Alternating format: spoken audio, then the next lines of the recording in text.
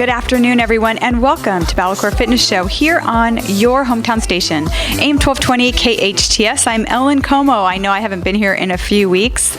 I've been in development. I go in these stages. That's how I invented BalaCore. I kind of go off the radar, off the grid, and work on things that I have a great passion for, especially when it comes to fitness and being able to help people going through different areas of fitness in their lives. So something I've been working on very near and dear to my heart, because I'm going through this right now, is menopause. You know, it's something that, even 2 years ago, you wouldn't even hear me say the word out loud, because it was something I didn't want to think about. I didn't want to talk about. I thought if I didn't think about it or talk about it or say it out loud, I would never have to deal with it. Well, everyone's going to have to go through it. I'm talking about menopause for women. Men, you will go through yours too, and we'll talk about that at another time. But today we are going to be talking about menopause. Now, my program that I'm starting, I couldn't give you a name for it the last time I spoke about this, and it was about 6 weeks ago where we talked about this. I can now talk about it, and it is Parlay Fit. Now, why the word parlay? You know, why Parlay Fit? Well, parlay is to use something to great advantage and or transform it into something better. What better thing for us women, right? We're parlaying ourselves and our fitness. We're taking advantage of something to transform it into something better. We're taking advantage of fitness because fitness is going to help us get through menopause. So Parlay Fit is the name, and Parlay Fit is the program that I am launching for women going through all the stages of menopause. There will be videos coming. I will be publicly speaking on this. I am immersed in all of the information. I am working with doctors. I'm going to be with more medical, more homeopathic, all the different opinions. But I'm also trying things myself. I'm like a human guinea pig for it. So I'm going to start talking about menopause right out of the gate. Now, menopause is the average age of women that go through menopause is somewhere between 40 and 58. That's a very big range, And usually you're having signs by the time you're 51 years old. Now, menopause can last from anywhere from a couple of months to several years, up to 12 years. That's a long time. So hopefully we're all going to be of the couple of the months stages, but that all changes. Now, there's phases of menopause. It's not just all one thing. The first one is the periomenopause. Periomenopause is when you're having all the changing of the hormones. So that starts to trigger symptoms. And so some of the symptoms you're going to get are weight gain, vaginal dryness. You're going to get hot flashes, mood swings, and you also, believe it or not, in this time of periomenopause, something very important, you can still get pregnant, so be careful. You can still get pregnant then. And I just couldn't even imagine going through these symptoms and getting pregnant at the same time. So that would be a very big deal. So you want to know that if you are still having any kind of menstrual period cycle at all, you want to be careful. Then you're going to go through actual menopause, and that's a whole year without a menstrual cycle. You have a whole year where you haven't had anything. And I've had so many women tell me, oh gosh, I got to 9 months, and then guess what? I got my cycle, and then it's a whole other year from there. And you're going to continue with those changing hormones again for the whole year, and you're still going to have a lot of these symptoms. Now, you might not get any noticeable symptoms. My mom said I had nothing. One day, that was it. So the biggest ones are my hot flashes. They're just coming at any given time. They probably will be one or two while I'm on the air with you today. And they just kind of take you over. And it's funny, whenever I'm in the middle of a hot flash, people walk up to me in random places and go, gosh, your skin looks so good. And it's always when I'm in the middle of a hot flash. So I've become to kind of have a little love affair with my hot flashes because they make my skin look vibrant and young and healthy. And maybe that's why they're kind of there. I don't know. Actually, it's about changing hormones, but we're going to give it some fun there.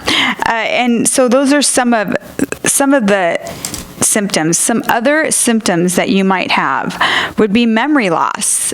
And people will talk about their pregnant pregnant brain, and you also have a menopause brain, where you really do have some memory loss. It's a real thing. Like how many times you walk in a room and go, why did I walk in the room? So you have to walk outside the room and then walk back in the room. Now that happens to everyone.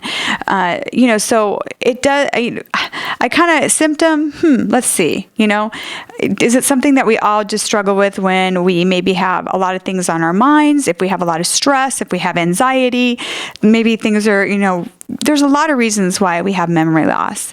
And then there could be some spotting. Your skin starts to change. It gets very dry. So you want to make sure that you're putting lotion on. What I do is keep my lotion in my shower, believe it or not, and I put it on while I'm just not even all the way dried off, because I just feel like kind of packs in the moisture, and pick out a really, really good lotion. Obviously, there's a weight gain, and we're going to talk about that in this hour. Now, another one is headaches and migraines. And I do hear a lot of this going on, headaches and migraines. Another one that I do suffer from as well, and I know a lot of women are suffering from this, is anxiety. I even this morning had a small anxiety. I don't want to say it's an attack, but I had an anxiety moment. But I notice as soon as I have it, if I say it out loud and I'm very open about it and I'm not trying to keep it a secret, it kind of relieves it right away. So there's little triggers that you can do to find a way to just kind of relieve that anxiety. Then make sure when you're getting your physicals, because high blood pressure could be a symptom. Fatigue, this is an interesting one. I was just actually talking to someone about this right before I got on the air. I was always the person that jumped out of bed at like 5:30 a.m. I'd be on my jump rope at 6, having breakfast. I loved mornings. I was a morning person in every way possible. Now, all of a sudden, I'm finding out like I'm falling asleep at 8:30 at night, and if I don't have to get up, I'm not getting out of bed before 8:30 the next morning. And I really started to get a little concerned about that. And I found that is a normal part of this part of our lives. So if you're noticing that you're more fatigued now than you've ever been, that's part of it. Osteoporosis is a big part because of the changing hormones, obviously. And then also there's hair loss. So that can be an issue, but there's so many things that we can do for that now. And itchy skin, what I would kind of put up with the dry skin, and your sleeping patterns, that 2 to 4 o'clock time at night where we are roaming. Maybe that's why we're so tired in the mornings, but no, I slept all the way through last night. But I hear a lot of women roaming the halls at 2 to 4 in the morning trying to figure out something to do because they can't go to bed. So these are the symptoms. So once you have menopause, you're in menopause, you haven't had your period in a year, some of these are going to diminish, some of them will not. But now when you go into postmenopause continues for the rest of your life. Your hormones have evened out, so you don't have all that fluctuating hormones that you do in perio and meno. So now your hormones, they're evened out now. Most of your symptoms have disappeared. You might have one or two, but I would have to say most of them have disappeared. And this is also, there's some great stuff going on, but you have an increased risk for several health conditions, including osteoporosis and heart disease. So you want to make sure that you're taking care of yourself. So daily exercise and proper nutrition and a healthy lifestyle is a must for us. A must at this point once you are in postmenopause. Actually, daily exercise is a must. Usually it is a must for everyone. But today we are sticking to women, not men, but the women and their menopause, phases of menopause. So the first thing we're going to talk about, and we're going to talk about a lot, but the first thing we're going to talk about is the weight gain, because that is kind of my expertise as a fitness trainer. Now, my experience, I've been in fitness for over 35 years, and I've been through fitness through all the phases, being pregnant, having children, having young children, getting my body back after pregnancy, then being able to have in my 40s. I don't think I've ever been in the best shape in my whole entire life as I have in my early 40s to late 40s, and then the menopause symptoms started to come. Now, being in fitness, I was always used to just adjusting one little thing and getting right back on track. And as I got older, and I'm 55 years old now, and my symptoms really, really started about a year ago, the things that I did before, even in the industry, and even knowing and having all that information and that knowledge from all those years, weren't quite working the way that I thought they were going to work. So, with that being said, I really decided that this is something I really want to delve into and research, just like I have with fitness and health my whole entire life, because it's a big part of it is my life. And working with women going through all these phases. Now, a lot of women I'm working with right now at BalaCore Fitness Studio are also starting to, as early as their early 40s, they're starting to have signs of the perimenopause. Now, 5 and 10 years ago, I don't think I would have stopped and went, let me think about that. But because of me walking through it, I get to kind of be a pathfinder there, and I get to be able to help others coming behind me. And the best thing that we can all do is whatever we're passionate about, as we go through the phases of it, become a pathfinder and also become a testimony for those behind us so we can become the teachers. I think that's such an important role for us, and we need to take it really seriously. So this is a role that I'm taking very seriously, so I can help women going through exactly what I went through. Now, I'm not doing it without a lot of guidance, and I'm not doing it just off the cuff, and I'm researching on my own. I'm reaching out to experts all the time and asking questions. Sometimes they'll answer and we're kind of on the same page. Sometimes we're not, and they might explain their reason for what they're feeling and thinking and what their knowledge is and what they have evidence in that is contrary to what I'm finding going on with me. But we're all different. So since we're all different, maybe what's working for me isn't going to work for someone else. So I'm not going to say do it exactly my way and it's going to work out. I'm going to be getting, and what I'm talking about today is not going to be just my opinion. It's going to be things that I'm finding out through research. And I just want to share that because I don't want you to run off and say, this is what I have to do it this way. So if you're trying one of these things and they don't work, I would love, just reach out to me and I'll give you my email later and say I've tried this or I haven't tried that. If you go onto Facebook, I have Parlay Fit. You can join it. It's PARLAYFIT. I would love to make it a community for women to go on and have questions, talk about, but also to get, to have opinions and share their stories as well. So we're going to talk about first the weight gain. Gosh, that weight gain, right? Weight gain is something that I think, I know because I've been in the industry for as long as I have, is an obvious issue for all women. There's very few women that don't have a problem with gaining weight if they're not taking care of their bodies and living a healthy lifestyle. Some women have a very high metabolism, or they might have some thyroid issues that keep them very, very thin and they never have to worry about it. Or those are the genetics that they're given. But for most women, they have to, and even if you are given a small frame genetically, you still want to live healthy and you still want to work out.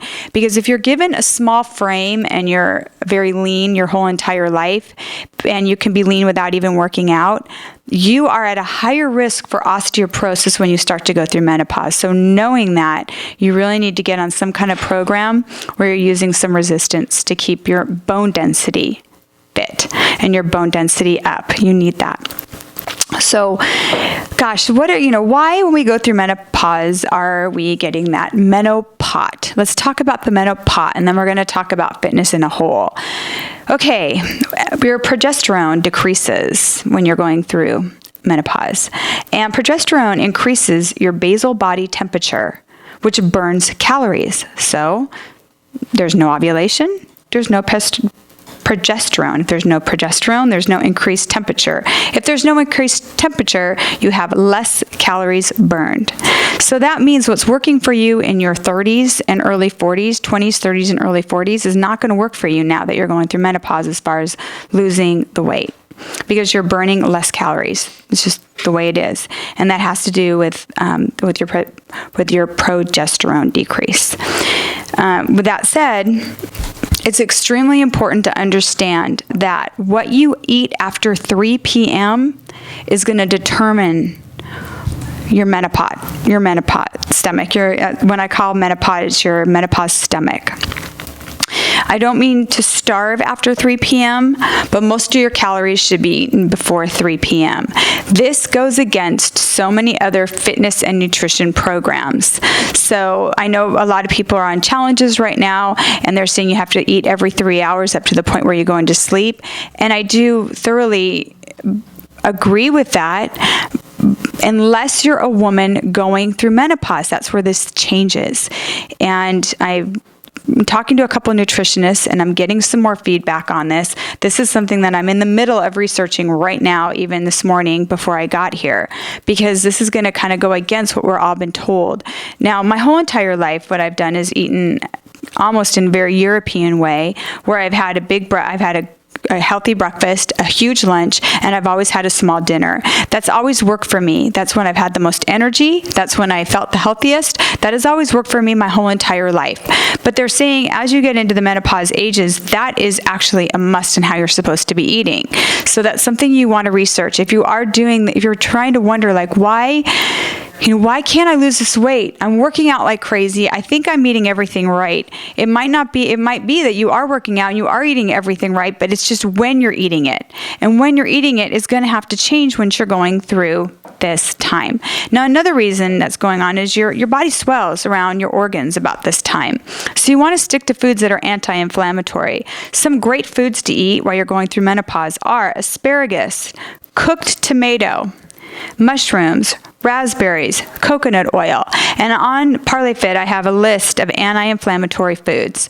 I don't have any proteins on there, which I'm going to be adding, so you know what kind of proteins to eat. But you want to eat a lot of anti-inflammatory foods. Stay away from foods that are going to inflame your body. That's also going to help with your stomach. Now, actual exercise. This is interesting because one of the symptoms that I did not talk about on this paper, which I should have really addressed, I'm glad I'm addressing it now, is that you get more muscle and joint aches. Now, sometimes these muscle and joint aches are happening. That doesn't mean there's anything wrong with your joints. It doesn't mean there's anything wrong with your muscles, which we always think like, oh my gosh, if my joints are hurting, there must be something wrong with my joints. That's not necessarily the case. That's part of all the changes of the hormones going on in our bodies. So our workouts might have to adjust a little bit. A lot of runners that have been running before menopause continue to run right through menopause, and they're fine with it. And they're running into their 80s. They are so healthy, and they are just going to be natural runners. Others are going to all of a sudden start to have a lot more aches and pains and wonder why. Now, if that starts to happen, there's other things you can do. Jump rope. If you can do skipping, it takes some learning. It's very low impact. You're using every muscle in your body. You can do it for a few, minute stop or 2 minutes and stop. I have a jump rope class going on at my studio right now on Tuesdays and Thursday mornings from 8 to 8:30, and we're up to 3.5 minutes where we take a 30-minute rest in 30-second. Okay, let me try that again. 3.5 minutes with a 30-second rest, and we do that for 30 minutes. Yeah, actually we take a 30-minute break. That's an easy class, isn't it? So it's, jump rope is a really good thing for your cardio, because you have to get cardio. Cycle. Indoor cycle classes are amazing, because spin classes, indoor cycle classes, you're getting no impact on your joints, but you're really working and getting a lot of calories burned. So that's another great one. You want to stay since your skin is changing so much, if you want to get outside, obviously, and get fresh air and go on walks and hikes, but doing a lot of cardio inside is really healthy as well, because what you really want to protect your skin. So make sure you're wearing a hat for your face, kind of make sure you have your sunblock on, because your skin's already getting very dry as it is, and then you're outside with all of, with the air, which isn't so good a lot of times. So you want to make sure that you're doing something to protect your skin. And so cardio is very, very important. Pick a cardio that you like. Hiking, walking, jump roping, indoor cycling, running, going on a treadmill. Whatever you like for cardio, that's what you want to do. So that's the cardio that you're and that cardio is gonna help with your heart muscle. And that's what we have to understand. Remember, when we're working our muscles, our biceps, our quads, our glutes, all those muscles, our heart is an actual muscle. So we need to work that muscle like we would every other muscle in our body. And that is what you're gonna do with cardio. Cardio is also gonna relieve stress and anxiety. So it's another reason it's really important to have cardio in your exercise program. We're going to take a break right here. When we get back, I'm going to talk about all the other things you can do in exercise to help you with your body from gaining weight and some other menopause things that we can alleviate for you and hopefully help you start feeling better today. This is Ellen Como on BalaCore Fitness Studio on your hometown station, AM 1220 KHTS.